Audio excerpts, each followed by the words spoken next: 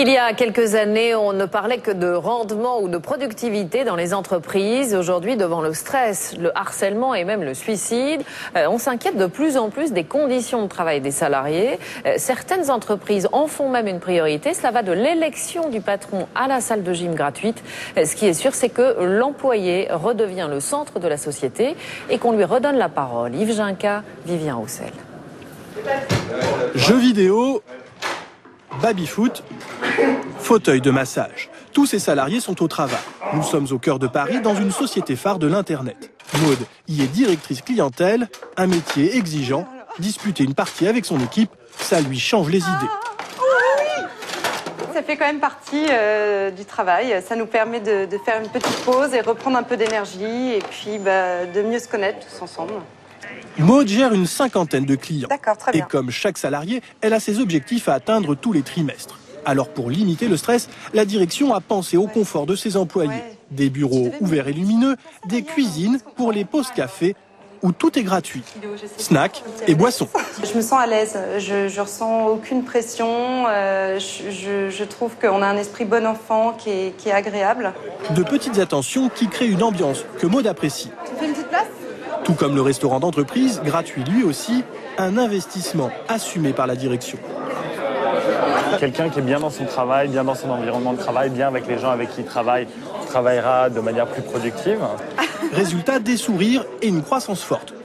La croissance, justement, cette entreprise du bâtiment du pays nantais y est abonnée. En 20 ans, elle n'a cessé de recruter. Aujourd'hui, elle compte une centaine de salariés et un chiffre d'affaires de 8 millions d'euros. C'est une coopérative ouvrière. On sait pourquoi on travaille, donc le matin on se lève, on a envie d'aller travailler, quoi. On a envie de produire, on a envie que l'entreprise marche. Ici, les salariés sont les propriétaires du capital, comme Johan, 26 ans, menuisier. Il participe à la prise des décisions stratégiques et profite à part égale du partage des bénéfices. Lui se sent très impliqué dans son travail. On cherche toujours à s'améliorer, s'investir et grandir tous ensemble, quoi. Pour le PDG élu par les salariés, la clé du bonheur dans l'entreprise, c'est la participation. On est bien. Si l'homme est vraiment acteur dans son entreprise, il donne le maximum de lui-même. Donner de soi à condition de recevoir aussi. Une logique trop rare encore dans les entreprises. D'après une étude, les 3/4 des salariés français ne sont pas satisfaits de leur ambiance de travail. Alors, les entreprises sont-elles vraiment en train de changer? Les patrons ont-ils compris qu'il fallait chouchouter les salariés, même pour faire grossir le chiffre d'affaires? C'est la question du 13h. Et pour y répondre, nous recevons Philippe Corda. Bonjour et merci d'être avec nous. Vous venez d'écrire avec Jean-Marie Descarpentries l'entreprise réconciliée chez Albin Michel. Vous êtes aussi consultant en management. Première question, est-ce que les patrons ont véritablement compris l'importance de chouchouter les salariés?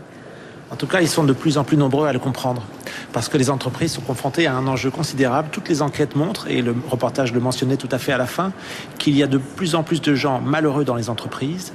Il y a de moins en moins de salariés complètement engagés dans leur travail. Et ça, c'est un sujet dont les entreprises ne peuvent pas se désintéresser.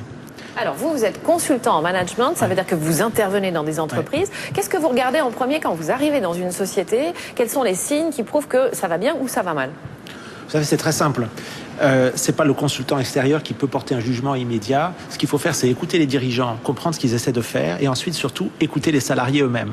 Soit à travers des enquêtes dans lesquelles les gens s'expriment par écrit, anonymement, soit aussi avec des groupes d'écoute où, en dehors de toute présence hiérarchique, les personnes expliquent ce qu'elles ressentent et ce qui se passe dans l'entreprise. Qu'est-ce qu'ils vous disent? Qu'est-ce qu'ils ressentent mal, par exemple, dans une entreprise? Aujourd'hui, les grands enjeux, c'est l'incertitude sur l'avenir. Et donc, il ne faut pas oublier que la première façon de bien soigner ses salariés, c'est d'avoir une entreprise performante, compétitive, parce que c'est ça qui assure l'emploi et les carrières. La deuxième chose dont les gens souffrent souvent, c'est le manque de reconnaissance. Manque de reconnaissance. On leur dit pas merci. On leur dit pas merci, on ne leur parle que des résultats et des objectifs qu'il faut atteindre. On ne leur parle que de ce qui ne va pas, que de leurs points faibles. Et non pas des talents et des points forts sur lesquels ils peuvent s'appuyer. Alors toujours très concrètement, quand vous arrivez dans une entreprise, que vous faites ce diagnostic, qu'est-ce que vous conseillez au PDG qui vous écoute?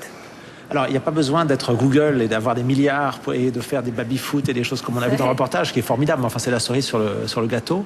Les choses les plus essentielles, en fait, ne coûtent pas cher du tout. Parmi les choses que peut faire n'importe quel chef d'entreprise, que ce soit dans une grande ou une petite entreprise, pourquoi est-ce que tous les managers seraient évalués seulement sur des critères financiers ? Les boîtes les plus performantes évaluent leurs managers à la fois sur les progrès économiques et sur les progrès humains, développement des compétences, développement de la motivation des salariés. Pourquoi est-ce qu'il faudrait parler seulement aux gens des exigences financières alors qu'on peut mobiliser les personnes sur une vision liée au métier et aussi sur une vision humaine? Qu'est-ce que l'entreprise essaie de faire, d'apporter d'unique aux personnes qui travaillent chez elle? En fait, ce que vous êtes en train de nous dire, c'est qu'il faut véritablement les associer à l'avenir de l'entreprise, les impliquer complètement, les écouter. Exactement. D'ailleurs, la deuxième partie du reportage sur la coopérative était très intéressante parce qu'elle montre à quel point les gens à tout niveau de l'organisation ont envie d'être écoutés, envie d'être impliqués, envie de participer et puis aussi de partager les fruits des résultats de l'entreprise. C'est pourquoi, avec Jean-Marie Descarpentries, dans notre livre, on fait la promotion du développement de la gestion participative, intéressement, participation, actionnariat des salariés. C'est aussi une des façons d'associer les gens au projet de l'entreprise. Merci à vous, Philippe Corda. Je rappelle le titre de votre livre, L'entreprise réconciliée.